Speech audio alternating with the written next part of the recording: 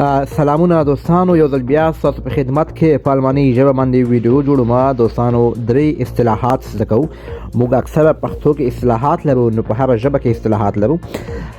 دوستانو کله چې موږ چاته وایو هیڅ کله بې پروا کېږه مه، یا هیڅ کله بې پروایي مه کوه، یا هیڅ کله غفلت مه کوه، نو دغه جمله په الماني ژبه باندې داسې وایو: Seien Sie nie nachlässig. Seien Sie nie nachlässig، یعنی هیڅ کله بے پروايي یعنی غفلت مکوه. غفلت مطلب بے پروايي. او بل اصطلاح زکو دوستانو، کله چې موږ چاته وایو غلی اوسئ، غلی اوسئ، دا جمله بیا داسې وایو: Seien Sie still. Seien Sie still، یعنی غلی اوسئ. او دوستانو یو بل اصطلاح هم زکو چې په الماني ژبه باندې موږ وایو: اندېښنه مکوه، اندېښنه مکوه، فکر مکوه.